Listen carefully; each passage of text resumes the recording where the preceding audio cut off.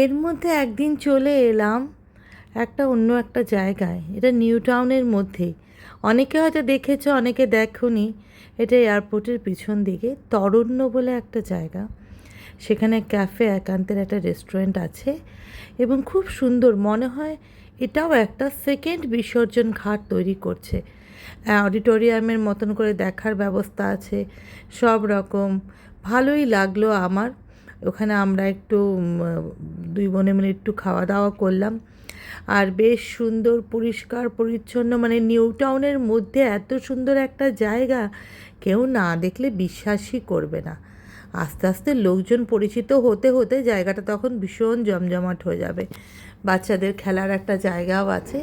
সকাল সকাল আমাদের বেশ হাঁটাও হয়ে গেল, কিন্তু সূর্যি মামা আকাশে উঠে যেতে যেতেই তার আগে আমরা বাড়ি পৌঁছে গেলাম।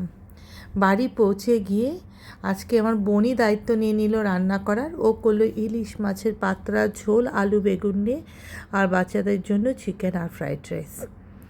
আগের দিন চিকেন ফ্রাইড রাইস খেয়ে বাচ্চারা এত ভালো লেগেছে ওদের। আর এখানকার চিকেনটা যেহেতু সগুনা চিকেন আনা হয়, এটা বাচ্চারা খুব ভালো খেয়েছে। আমাদের দুই জামাই খেতে বসে গেছে আগে। ইলিশ মাছ ভাজা দেওয়া হয়েছে, এটা তো খুব ফেভারেট, এদের দুজনেরই খুব ফেভারেট। ইলিশ মাছ ভাজা আর ইলিশ মাছের তেল আর কাঁচা লঙ্কা দিয়ে খাবে। খুব খুশি, ভাস্করের মুখটা দেখলেই বুঝতে পারা যাচ্ছে।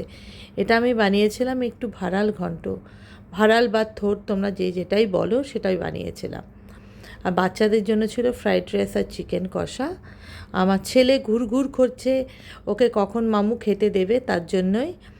আর দেখো দুজন বসেছে, আমার কন্যা, ছোটো কন্যা আর পুত্র। আর এদিকে আমাদের মিষ্টি প্রচুর হেল্প করছে কিন্তু কাজে। এবারে কিন্তু আমি খুব অবাক হয়ে গেলাম মিষ্টিকে দেখে, যা হেল্প করছে। তো আর এবার বিকালবেলা বের হয়ে গেলাম। আজকে আমার বরকে প্যাম্পার করার ডে, বুঝলে তো। সবাইকে একদিন করে আমাকে প্যাম্পার করতেই হবে, না হলে কি হয়। সে তো আমাদের বাড়িটা পুরো দেখে শুনে রাখছে, সবাইকে দেখে শুনে রাখে, সবার সব খেয়াল রাখে। তারও খেয়াল রাখতে হয়। তার খেয়াল কি, তাকে একটা না একটা ভালো জুতো 3-4 মাস পর পর কিনে দিতে হয়, তাতেই সে খুব খুশি। বা তার স্পোর্টস গিয়ার তাকে কিনে দিতে হবে। এতদিন সে অ্যাডি জিরো এক্সেল পড়তো, এবার নতুন পড়ছে অ্যাডি জিরো ইভিএসএল, নতুন যেটাই এসছে সেটাই পড়ছে। দেখো দেখেই বোঝা যাচ্ছে ওয়ার্ল্ড কাপ চলে এসছে না, সব জার্সি, জার্মানের জার্সিটা খুব সুন্দর লাগে দেখতে। তো ভাস্কর এই জুতোটা অনেক দিন আগে আরেকবার এসে আমার সাথে দেখে গেছিলো কিছুদিন আগে, খুব পছন্দের ছিল। তো এইবার ও শপিং করে নিল, কিছু কিছু জুতো কিনলো, একটা শর্টস কিনলো, একটা ট্রাঙ্ক কিনলো, আরও কিছু কিনলো। আমার বোনও কিছু কিছু শপিং করলো।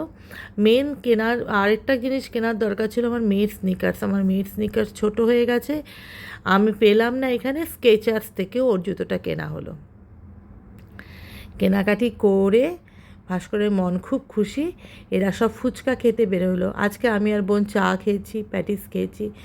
এরা সবাই মিলে ফুচকা খাচ্ছে, আমি আর খাইনি, কারণ দুধ চা খেয়েছি। তো এবার বাড়িতে ফিরে এসে মিষ্টিকে বললাম, মিষ্টি তুই একটু ফিশ ফ্রাই কর। তো মিষ্টি দেখো আমাদের ফিশ ফ্রাই করছে। মেয়েটা আমাদের বড় হয়ে গেল গো। আচ্ছা, তোমাদের সাথে গল্প করে খুব ভালো লাগলো। তোমরা আমার চ্যানেলটা কিন্তু সাবস্ক্রাইব করে দিও। টাটা।